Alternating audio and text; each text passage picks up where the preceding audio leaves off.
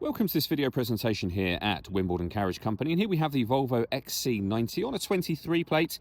I'm going to start off firstly by showing you around the outside of the car, and then we'll hop in and run through some of the controls on the inside of it.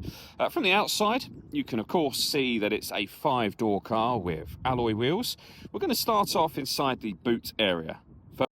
The tailgate on this car will open electronically. As we approach the back of the car, you can see we have reversing sensors. Plenty of boot space. So this is a 7-seat vehicle. You can see how much space you'd have as a 7-seater. And then with one of the rear ones folded down, the extra space you get as a 5-seater. You can, of course, fold down the remaining 3 seats should you wish to as well. Okay, so we're just going to work our way back around to the front of the car. And then, as I mentioned, we'll hop in and run through just a few of the controls on the inside of it from there. Now that we've done a full circle though, you can see firstly the alloy wheels are all in pristine condition, as is the bodywork the entire way around the vehicle.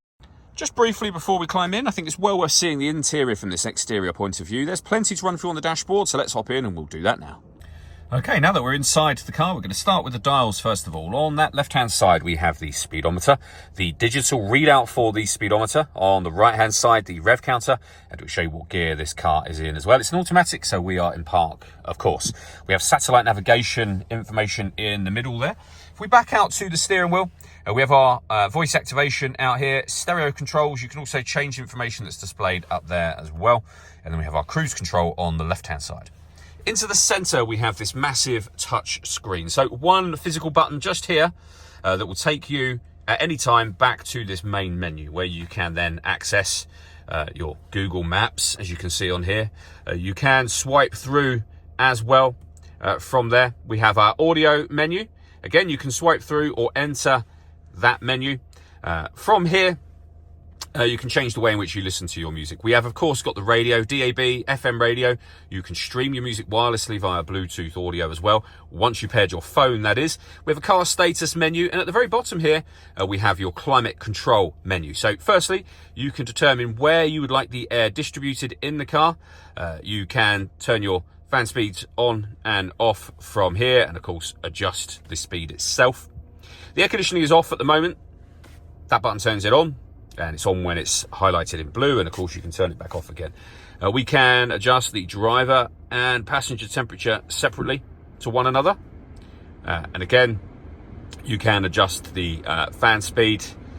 The system is in auto at the moment, so it will maintain the temperature for you by taking control of the fan speed. Down the bottom here, you can access your heated steering wheel, which has got 3 heat settings, and your heated seat, again, 3 different heat settings. On the passenger side, of course, it's just a heated seat, but again, with 3 different heat settings. This car's got a parking camera.